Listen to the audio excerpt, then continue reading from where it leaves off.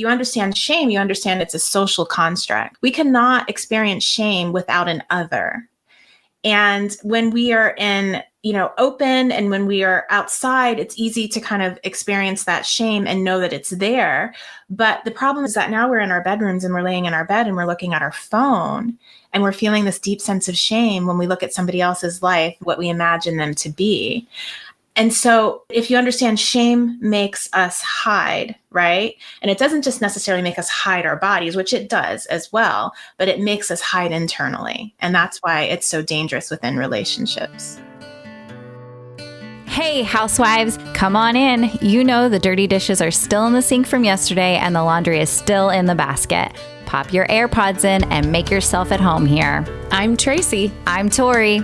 And we are your Unlikely Housewives. Stepping out in faith and believing that God calls the unlikely, we are here to show you the appreciation and validation you deserve, lead you to authentic relationships, and release you of believing the cultural lies to restore your faith and wellness. Pull up those high-waisted yoga pants, tighten your top knot, and reheat your coffee for the third time. Turn up the volume, and let's go.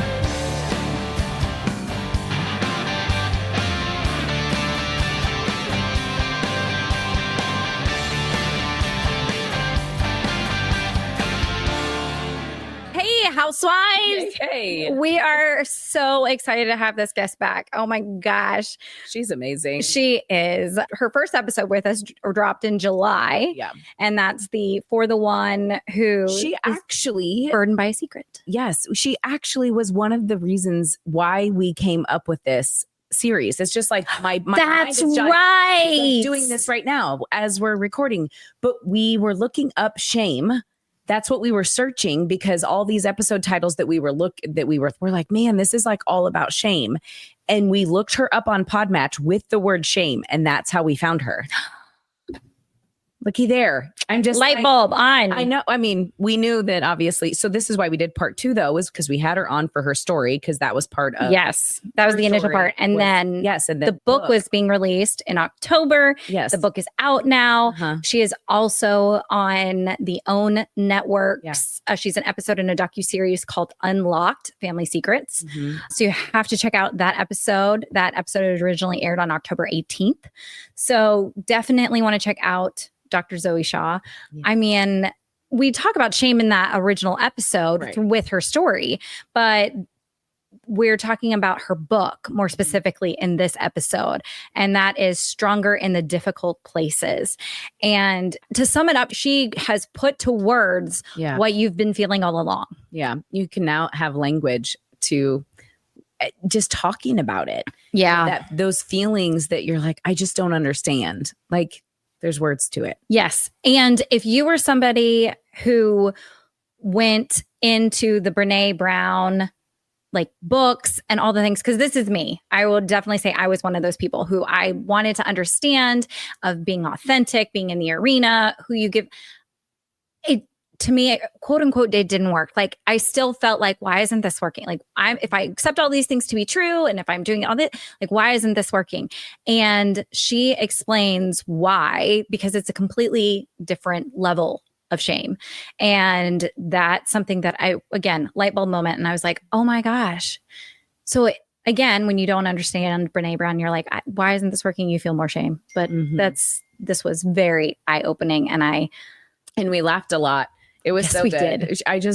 Her smile is contagious. Her heart for even something like so difficult to talk about shame, like she speaks with it with so much joy and hope. It's just, she's an incredible guest to have had on. She also has her own podcast and you're going to love this episode. Yes. And this one is for the one who feels shame. Enjoy. Hey, housewives. Hey, welcome back. Welcome back. You guys, we are so incredibly blessed to have Dr. Zoe Shaw back on here with us. And if you don't know who we're talking about, her episode was released on July 22nd, and it is For the One Who is Burdened by a Secret. And you have got to go listen to her story. It is just incredible. And I know you're going to hear bits and pieces of it. So, because today we're going to talk about her book. But before we do that, I'm going to have Tracy give her a formal introduction. Yes. Well, welcome back, Dr. Zoe Shaw, a licensed psychotherapist, author, speaker, podcast host, relationships coach, fitness enthusiast, and mom to 5. She's passionate about helping women overcome shame and codependency so they can experience health in their relationships with themselves and others. After 15 years in traditional psychotherapy practice, Dr. Zoe jumped off the couch and now helps women using a different modality, a mix of virtual therapy, coaching services, and programs through a lens of psychology, faith, and a dash of feminism. And she is going to be, or she was just released this fall on the Oprah Winfrey Network, Unlocked Family Secrets, a docuseries.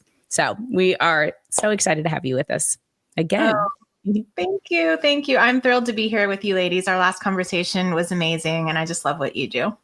Well, thank you. We always talk about how we selfishly have guests on for our own sake, and you being a psychotherapist, like we definitely need, I know I need you. We can unpack. I'm ready to stop unpacking your life. Let's talk about mine. But we can do that another time. That's not recorded. So you have released this book. How does it feel to have it in paper? I mean, you've been telling your story and sharing what you've learned and what you've taken away from your own stuff.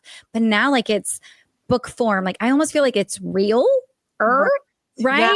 Like it is. I was really ready for it to be a very anticlimactic day. It's like, okay, book launch, but it really became one of those pinch me days. Like, is this real? Is this really happening? Because, well, as a writer, we dream of our words getting out there into the world, right? And I know that I try very hard not to take it for granted that I've been able to write and get the book deals and get my words out there. And so it's just one of those wonderful moments for me where I can just pause and just go, thank you, God. Like I can now clearly see the whole journey and how he lined it up and all the rejections and all the time delays and all the hard stories, everything so that it could be here at this time. So it's been wonderful. And the feedback. The reason why I wrote this book was not just to share my hard story. Everybody has a hard story. It was really to touch those out there who have shame, who have secrets, who are hiding, who, it's sabotaging their life. And that I'm starting to hear from people that it's touching them in that way. And it's just like, okay, it was what it was for. So, yeah. I know when we started the You Are Not Alone for the One series, we struggled with the title for a long time. And at first, we really talked about it because it all was about shame. Mm-hmm. It was. The common theme of the topics we were talking about are all that shame, the complexity of it, like of this. The shame that you put on yourself, the shame that others put on you, the shame that you just feel and you don't know why, and so it was really one of those moments. So like to see on the back of your book, it's You're Not Alone. We're like, yes, it is. I mean, it does. It's for our listeners who have been with us this whole series for the one who it is. I mean, I think every single one of the episodes goes back to something like, but shame is not where we're supposed to be. Yeah. No. And for them to have your book to be able to process it. Yeah. Unlock it. I mean, I got to read some of these like the chapter titles that she's got. I mean, understanding the hidden burden, what's different about complex shame. She's really good. Everything has 2 titles on it. It has a title and a subtitle. And so it's for those practical people. And then the other ones that are like, no, really, I just need to know what to say. The Great Escape, running from the weight of your shame. Yeah, exactly. Fixing others won't fix you, breaking the cycle. Like this is, but then you've got trauma and complex shame, untangling the connection. And then the gift of acceptance, loving yourself as you are, permission to heal, the art of forgiving yourself. Like it's the whole process of walking through for our listeners. So I do highly recommend grabbing the book. So we'll put the link in the show notes. for you guys? All right. So here's where I would love for you to start, because just give I know this is like hard to do, but like a 3-minute snapshot for those that maybe haven't listened to our previous episode of how you got, like, what your secret, what your, just shame was around. And then let's jump into how you started breaking it down, because we know your full story, but just for those that are here, we want them to catch a glimpse of it. Yeah. So first, everyone has a shame story. And although mine might seem a little deeper, maybe everybody has a shame story that they need to get over. So my shame story was, I grew up in an all-white farming community as a Black girl in a small town in Smithsburg, Maryland. That's where I developed, and I talk in the book about the different types of shame. So that's where I developed my racial identity shame, just learning from others that there was something wrong in their eyes with the color of my skin. Fast forward to when I was 15, I got pregnant, and I also grew up in a very fundamental Christian home. My dad was a prominent doctor in the community, and my parents were like, that's not happening here. And so when they found out that I was pregnant, I hid it for a long time until I couldn't anymore. They sent me away to a pregnancy home in Virginia with the understanding that I would come back without a child. And I was very, compliant child at that time. I co-signed with all the shame. I did exactly what was told, and I gave birth unmedicated in a hospital in Virginia, left my baby there, and came back home to pretend like nothing had happened. And that's where my shame met my grief, met my trauma, and I learned to bury it. And I buried it with accomplishments, with pretending, with covering up, with overachieving academically, athletically. I got a scholarship to UCLA, got my, bachelor's degree, master's degree, doctorate degree in clinical psych, got married early, tried to do like all the right things, right? And the most perfect ways, and tie everything up with a bow until my first kept daughter was born. And she was born with a very rare genetic disorder.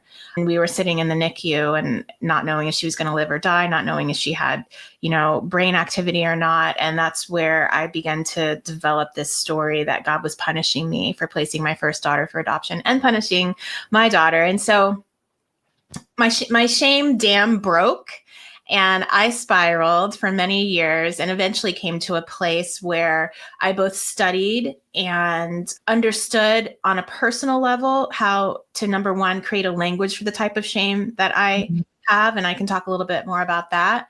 And then also began to help walk my clients through our overcoming complex shame, eventually got to a place of healing, and to that very last step I talk about in the complex shame journey, which is maintenance. But it was a long journey. And, I outline it, of course, in detail in my book, and I told a lot more of it on the previous podcast. Well, I think it's so cool that because just having talked to you just a few months ago, to see, we obviously knew the book was coming and it was in the writing, or it was in the works, to see how far you've come and what you opening up, telling your story has done, not just for you, but for everybody who gets a piece of the podcast, of the book, even the docuseries that's going to be on there. You are giving women and people, but women, permission to overcome any secret that you're holding on to. And that is, the mission of the podcast is, for the one, just if someone can get closer to God by releasing shame and, getting some freedom in that relationship with him and walking with him, that's the answer. And I love how far you've come in these last few months. It's so exciting. Thank you. Thank you. And yes, sometimes it's a secret that we're hiding, and sometimes it's just shame that we're holding. It may be that everybody knows, but we still have this deep shame, or maybe it's that nobody knows and we've been hiding it and carrying a burden. Either way, it's a burden, and either way, it affects us physiologically, emotionally, psychologically, and relationally. And my life's mission is to help people untangle that and live in a place of maintenance when it comes to shame. Okay, so I have a question. You had already gotten your doctorate as a psychotherapist, and when you hadn't even processed yet, because you hadn't come to the realization yourself yet. Right. So, but part of me wants to know, what brought you into psychotherapy? What interested you? That did you think you subconsciously knew? That's where you because you have such a story Right. that of course it would relate to what clients have, and you can uniquely relate to them. Yes, that's a great question. I've always been drawn to psychology. My mother had a degree in psychology. And so I think just in the way that she talked to me and helped me kind of pay attention to people, I've always been drawn to it. But, in researching, studying clinical psychology for all the years that I studied clinical psychology, I knew that obviously I didn't come away from that experience unscathed. It just took me a long time to create a language for what I was experiencing. And what I didn't understand, or at least wasn't able to pay attention to on a conscious level, was all of the damage that not truly healing from it did to me. I think probably I rationalized that kind of because I had all this clinical knowledge, like I understood and I was good, but I wasn't good. And so it really wasn't until that shame dam broke that I had to really go, oh, okay, I'm not okay. And this isn't okay. And this isn't healed. And I have to work through this, or this is going to continue to sabotage my life and my relationships. It's your relationship with yourself is one piece, Right. That you talk about, but it's also the relationship with others. Mm-hmm. Because if you're holding onto a burden or a secret or the shame, you're not fully authentically yourself with the people that you want to be. And we talk a lot on our podcast about isolation. And I think that absolutely, if you're stuck in a shame cycle, you're going to isolate because you're going to be afraid, that someone sees or someone knows what you've gone through. And I think that's not even just with shame, but just we always say you don't know what goes on behind closed doors, but when you go out, you feel like people do. Yeah. Yeah. You feel vulnerable, and when you talk about isolating, sometimes people might think, but I don't isolate, but we can isolate in company of other people because it's an internal isolation, right? So everybody has heard that term of like, you're with your people and you feel very lonely. Yeah. That's what shame makes us do, because we are hiding, even though we may be gregarious, even though we may be social, even though we may have circles, we're still hiding. And so we feel very, very isolated. That's so real. Isolation is one of the enemy's greatest tools, is just pulling us and making us think that we are alone and that no one knows how we feel. And they would be so disappointed if they knew. And,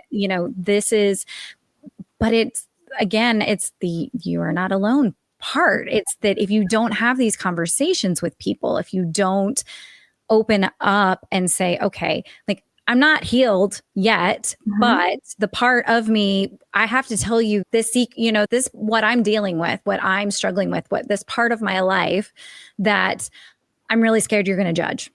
And, when we can do that, but again, it's the isolation. And I like how you said that you're in isolation with company of people. Yeah. Because I feel like social media makes that worse. It does. Because people think that they have friends, air quotes there. And, we see so-and-so on Facebook all the time. So-and-so comes up on my feed all the time. And she's always posting pictures of her family and her, her work trips and this and this and this. And yet inside she's slowly dying. Yeah. And on the outside, we see her as having this amazing life, right? So she's over here slowly dying behind her phone. And we are over here behind our phone, imagining that her life is so much better. And we're feeling this sense of shame, right? Because we're comparing ourselves to her. Yep. And that's the other thing that our modern society does is if you understand shame, you understand it's a social construct. We cannot experience shame without an other. And when we are open and when we are outside, it's easy to kind of experience that shame and know that it's there. But the problem is that now we're in our bedrooms and we're laying in our bed and we're looking at our phone and we're feeling this deep sense of shame when we look at somebody else's life, what we imagine them to be. And so if you understand, shame makes us hide, right? And it doesn't just necessarily make us hide our bodies, which it does as well, but it makes us hide internally. And that's why it's so dangerous within relationships. That's so good. So good and so scary. Yes. And too, because if we're not addressing, what'd you say? I said it's scary because if we're not addressing it, right? Like that's what holds so many people back from living out like who God's called them to be. Yeah. And so that's the thing, because I talk about shame. Like, shame is such a yucky kind of word that a lot of people. And you say it with a smile. I do. Yeah. And I will continue to say it with a smile, because what I want people to know is that I don't talk about it to make them feel bad. And I don't talk Right. about it because I'm in a bad place. I talk about it because I've had that joy and I've had that freedom of being able to overcome it. And so when I talk about shame, I always want to attach it to joy and freedom, because that's open and that opportunity is there for everybody. I think it helps if you guys would like to unpack the types of shame so that someone out there listening can think about, like, what, like, do I have that? What's going on? I was about to ask because I wanted a definition, because Yes. it annoys me when churches just talk about sin and do not define what sin is Oh my and gosh. give like specific like this is it. Because the other thing that the enemy is doing is taking the definitions of words. I mean, and things now have different definitions that they were never supposed to have. And so, yes, please do define shame and then the different types of shame. Right. Well, you started with the enemy taking words. And so this is my deep belief after, researching and studying the Bible and shame and the origin, of the meaning of shame. And it's so interesting because if you look back at Genesis, right, Adam and Eve were naked and what? Without shame, right? They had zero shame. It wasn't until the fall, until they sinned, that shame happened. Now, it's very interesting because our church, Christians, we love shame. Like, we take it and we use it as a tool and we think it's almost a good thing. Like, you should feel shame. But if you look back at Genesis, the enemy created shame in humans as a result of sin to distance them from God. That's the only purpose of shame, is to distance them. And God looked at Adam and Eve. He's like, what? Like, what's going on? Why are you guys covering yourself? Like, I didn't make you to feel shame, right? Yeah. And so if we can understand, and that's why I am so adamant that shame is a dysfunctional, toxic, unhealthy experience, psychological place, effect, emotion, whatever you want to call it, because it was created for the purpose of distancing us. As soon as they felt shame, they began to hide. They ran from God. They lied. They did all of these things, right? That's the only purpose of shame, is to make us hide. Now, guilt is different. Guilt is a healthy emotion when it's felt validly, because there's invalid guilt. Mom guilt, we all know about mom guilt. That's not Yes. But when guilt is valid, it is a healthy emotion that actually does the opposite. It brings us to God. And the reason why is because guilt tells us you have done something that's wrong. You've done something to break your moral code. It's not about who you are, it's what you've done. And when you've done something to break your moral code, you can then go back and repair. Now, we can't always fix everything we did that was wrong, but we can apologize, we can be remorseful, and then we can change our behavior moving forward, right? That's why guilt is healthy, because it's an inciter for healthy change. God created guilt, right? And he created a remedy for it. Would you compare guilt because I want to make sure I'm to understand guilt, wouldn't that like justified guilt, like you said, because there is a good guilt, equal to conviction. Yes. It's that knowing, Yes. that feeling of conviction of knowing like, oh, I really shouldn't have done that. Right. But if you listen to it, I shouldn't have done that. Shame says I am wrong. Shame is a physiological state, a message, and an emotion that says I am unworthy, I am wrong. So if that's the case, if you are inherently broken and unworthy, then there's nothing you can do but hide, because you don't want people to see that, right? Yeah. So that's the difference between shame and guilt. Shame is attached to your identity, who I am. Guilt is attached to a behavior. I did something that was wrong. So those are the differences. Okay. That's a good visual. Yes, it is. So if you're looking for shame, I know. if you're looking for shame in your life, a really easy kind of indicator is anywhere in the world that you are hiding. Anytime you feel like, oh, I don't want them to know, or I don't want them to see, or, let me hide that. That's where your shame lives. And so I can talk to you a little bit about the different types of shame that I've identified in the book. And I won't go super deep because it's kind of boring if I get too deep in the woods, but I do in the book. And so there's 7 different types of shame that I've identified. The first is religious shame. And that shame can happen as a result of really the church shaming you for lots of things that the church tends to shame you for. And it's interesting because, I talk about worm theology in the book and this idea that we must be inherently unworthy in order to be able to kind of accept God's love. But that's not really the story that Christ told us in the Bible. In fact, he said, you are so worthy, right? That I came to save you. That's how worthy you are. Like every single hair on your head, I know. But somehow things get a little twisted in the church. And so we can develop some religious shame based on the shaming practices that happen in the church. The other is body shame. And that is a shame that we all feel, just that social construct, this idea that something's wrong with my body, my cellulite, my wrinkles, my hair, my height, my nose, my color, whatever. And then there's hereditary shame. And this is really interesting because hereditary shame is not that different from trauma. And so we don't realize that we can feel shame for something that we've never done, but has kind of been passed down to us in our family history. And we can talk about we won't necessarily talk about it, but that can be multi-generationally in terms of words that are passed down, stories that are passed down, ideas of who you are, how people see you. And then there's also genetically, just like trauma is passed down genetically, shame can also be passed down genetically. So there's hereditary shame. Then there's gender shame. And this is not about sexuality. This is about gender. And when it comes to that, there are these constructs that we know in society about how certain genders should be, like whether you're feminine enough or masculine enough. And so, little girls can grow up and feel like maybe they're not feminine enough, or boys can grow up and feel like maybe they're not masculine enough, or in some way, shape, or form, they're not conforming to their gender norm. And that's how gender shame can develop. The other is racial shame, which is obviously being shamed for who you are ethnically. I'm not saying that word right. Mm-hmm. Your ethnicity. There we go. The color of your skin, right? That can create shame depending on whatever your social kind of environment is. And then there's trauma shame. And inherent in every trauma is shame. It's just unavoidable. And so if you have been traumatized, there is shame attached to it. It's not valid, but all of our shame is a lie. All of the shames are lies. And so anyone who has had trauma also has shame attached to it. And then there's imposter syndrome shame. And that is a shame that we experience and we can experience academically in school. We can experience it at work. We can experience in various parts of our lives where we feel like we didn't really earn this, deserve this. We don't know enough. We're not as good as other people doing this thing in our space.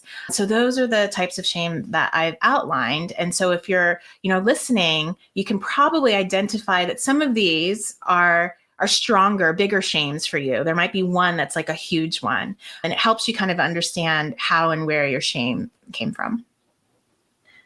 That's so to hear the different types. And I mean, I can see on each one just something that socially, has been communicated culturally, right. And how you can take away something and just go, right, I'm not skinny like the girl in the magazine. Right. I need to be more of a wife that cooks and cleans versus the working mom or mom guilt, right.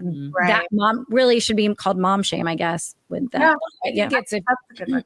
Yeah. And I was going to say too, we've had this conversation before. We can feel shame, obviously, but being shamed is another level, right? And I mean, that's not necessarily in what you were speaking to. It's all of the shames that you identified. That's what we take on. Is that correct? So what's it called, or how do you describe the shame that people want to put on you? Right. Well, those are toxic messages, right? And so I think with all of these, we can either feel them through body language, or we can just feel them through comparison, or they are put on us, right? They are put on us because of the words that people tell us. So for all of them, it can happen both ways. But when we look at, and we'll talk about complex shame versus simple shame, but we get shamed through toxic messages, and people do tend to put that on us. Yes. So how do we put that guard up? Yeah. How do we say do Not receiving. Yeah, not receiving shame messages or return to sender. Yes. I love the return to sender. That one is great. Take That me one's off of this distribution list. That's Yes. one of my favorites Yes. too. Just please. I love that. And you know what? That is what I talk about in the maintenance phase of shame. So first we've got to figure out our shame. First, we've got to understand what type we have. Then we have to work through deconstructing it. And so let me talk a little bit about deconstructing, and then we'll talk a little bit about maintenance. Okay. So there are different types of shame. So I talked about those kind of buckets of shame. And then there's complex shame and there's toxic shame, which we won't really get into today because that's really kind of more a personality disorder. And then there's complex shame. So the simple shame, the way that we get over simple shame is that we talk about it. We learn to be brave and courageous, and we talk about the things we're ashamed of. And other people give us external compassion, and our shame really does disappear. That's why you guys did your show, right? That's I was just thinking that. Yeah. I was like, Tracy, look at us. This is why we did Unlikely Housewives. Yeah. Because again, like at first we were like, oh, we're putting this out on the internet for forever. And then when we got feedback, they were like, oh my gosh, I feel the same way. We were like, Okay, good. Okay, good. But Yeah. I didn't, to realize that that's like mental or subconsciously we were putting it out there too. Mhm. So, okay, perfect example. Thank you. That is the antidote for simple shame. And so a lot of people will try to apply that antidote. That's kind of the Brene Brown antidote to simple shame. And for many shames, it works. But then there's a type of shame where you're vulnerable. You share your story or you share something that you're feeling shamed about. And either number one, when the person gives you external compassion, when they say me too, or it wasn't your fault, or all of the compassion that they could give you, what happens internally is you say, oh, but you don't understand. If you really knew, you would not be giving me this compassion. And so your shame goes deeper. The reason is because there's so much attached to that shame. It's kind of become this snowball that's gone down the hill and just gathered more and more and more shame stories attached to it. And it's so deeply attached to your identity that you are not able to experience any external compassion. And so you still feel shame. The other reason is that you go ahead and talk about your shame, you're vulnerable. And this happens a lot for marginalized communities. And then you're gaslit for your shame.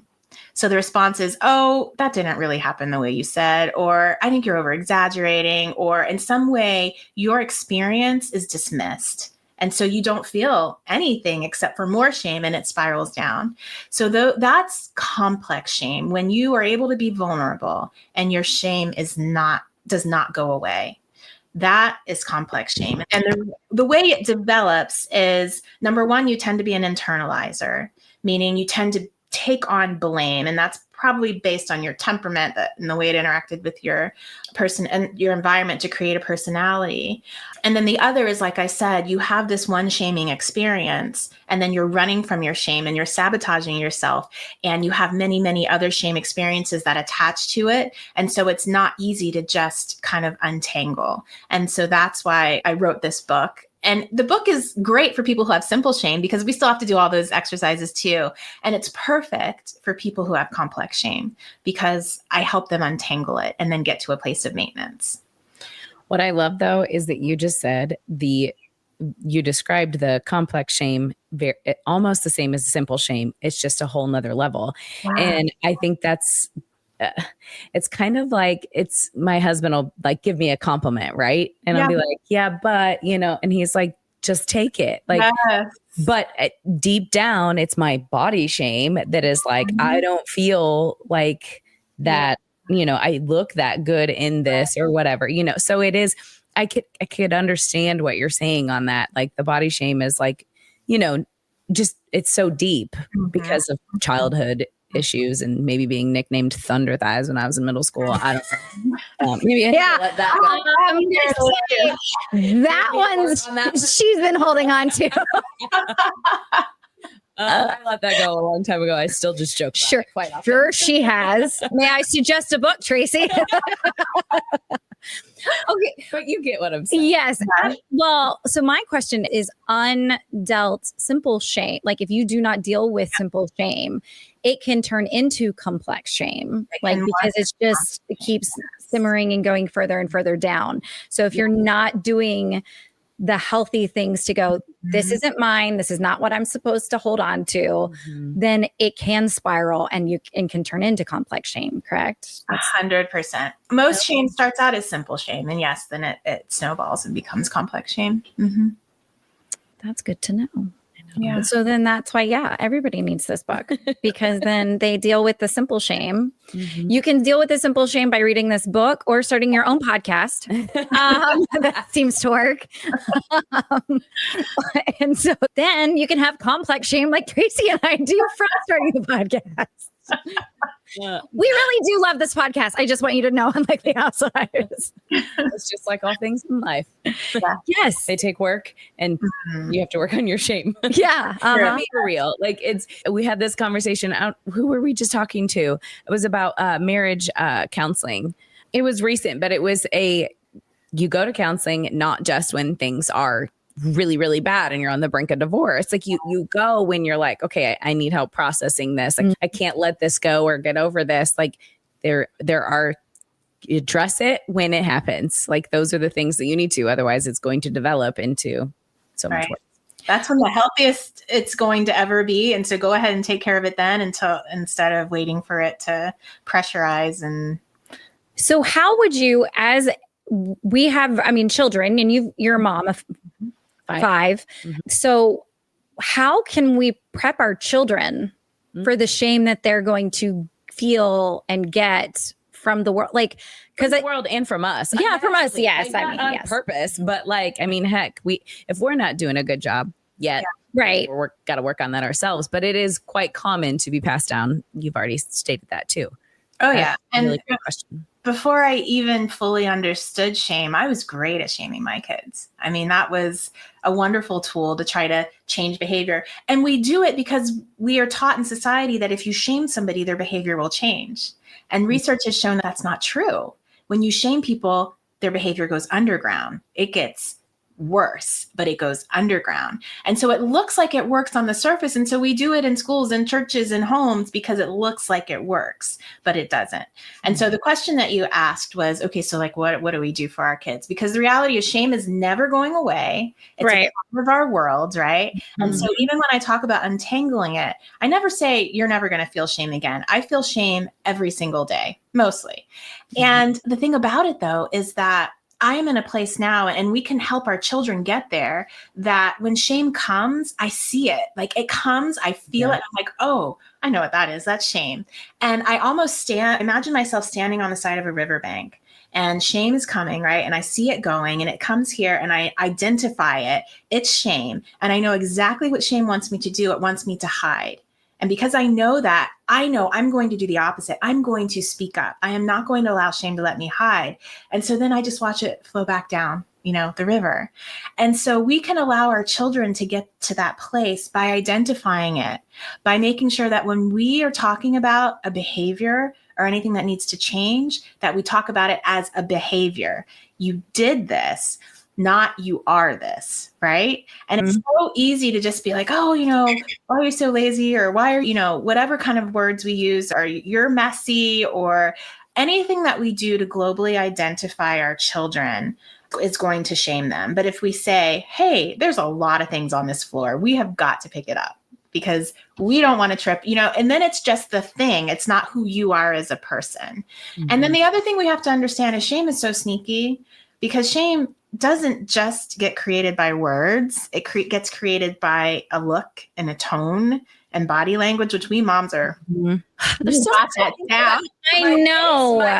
My body. Yeah, that I'm checking out. So, yes, I will fail every day. I well, let's make a like when we're dead and gone, I want our children to hear this. We're sorry. Yeah. We're leaving you money for therapy. I left you money. Sorry, a lot. I tell my children all the time, especially my oldest, I'm like, you were my practice. I practiced on you, and I'm sorry, and I will definitely pay for your therapy. Well, Andrew and I's joke is we laugh. We will pay for 1 degree, 1 wedding, and then all the therapy you can afford. Oh, I like that. We tell them that's what I've done. Yeah. I paid for the degrees, and I paid for the therapy, all of it. There you go. And so, yes, I know it feels like so much, but if you are just aware, even just a little bit of the times that you're shaming your children, then what you can do is you can come back to them and you can talk to them about that. You can talk to them about shame and the difference between shame and guilt and whatever level they are, and just let them know you are good. Sometimes we make mistakes. Sometimes we're messy. Sometimes we don't know things, right? Sometimes we're slow or too fast, whatever. But you as a person are good. And if you can continue to kind of just hone that language and even go back to your child and say, I might have made you feel this way. This is what I want you to know about you, right? And if you can help them to start identifying that, then you can also do it in their other interactions. What were the things you were telling about yourself when the teacher said that to you? Because you can see, here's the thing about shame. You can see it on people. It's like, it's just this cloak that just comes over, and you can see in your child, their head goes down, their shoulders slump. They have that look of shame.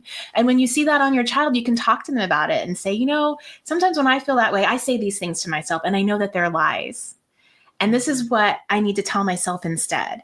And so just being able to identify that and giving your child a language, oh my goodness, it took me decades to find a language.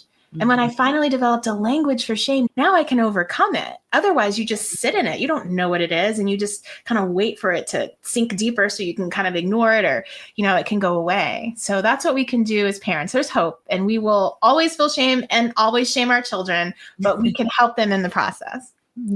I like it. I do too. And I think it's just even in this episode, it's like, okay, we moved. It's very messy in my house right now. And it's very stressful. Did you move recently? I haven't heard anything. I get to use it till 2026. Yes, you do. But I just love how you said there's a lot of things on this floor. Let's just clean it up versus, can you just go get your room done? Can you just get your room, it really is just language. Yes, it's language. And I not use strong language. I need to also not do that. Andrew and I tend to use colorful language, which I know you do too. That's right. It's strong. Okay, colorful. Either way, vibrant. Yeah. Vibrant language. I like that. That's what we call it in our house. It's terrible when my child turns around and like an adult says something and they see one of my children next and they're like, oh, sorry. And they're like, no, it's okay. I hear worse from mom and dad. I'm like, wow. Buzz, we're under it. Yep. That's shame. Yeah. That feels great. You're at a Christian school. Well, this has been so good. And again, the book is called Stronger in the Difficult Places. You can find it anywhere books are sold, Amazon. Do you have a website that people can buy it from also? Yep. You can go to my website, Dr. Zoe Shaw. There's links there to all the places to buy it. Yeah. Yes. And so do that. Follow her. You can subscribe to her podcast, Stronger in the Difficult Places, the same name of the book. And then you can find her on Instagram as Dr. Zoe Shaw, right? Yep. I'm on all the socials, same name, Dr. Zoe Shaw. Yeah. Awesome. Well, we want to just say thank you so much for your time and for, can I just say, laughing with us? Yeah. Like, it's so good to laugh. And, we take this podcast very seriously because it is a labor of love and God has called us to do it and we want to do it with excellence. But you know what? Sometimes people just take things too seriously. Yeah. And we to get on here and to talk about something darker or difficult and be able to laugh. And you have this infectious smile and joy just speaking. And so it's been such a pleasure to talk to you about shame. So it's been lovely. It's been lovely. That is my goal. Yes, that we can find pleasure in talking about shame. Thank you. I adore you guys. This has been so much fun. Well, thank you. All right, Unlikely Housewives. Until next time. Bye. Bye. Whether we made you laugh or cry today, we pray you feel appreciated, bolder and braver than yesterday, stronger and more faithful for tomorrow, and living in who you were made to be today. Join our online community on Facebook, link in the show notes, and be sure to review and subscribe on Apple Podcasts or wherever you enjoy listening. Until next time, Housewives, we give you permission to walk confidently, free, and to be intentional in your slippers or stilettos.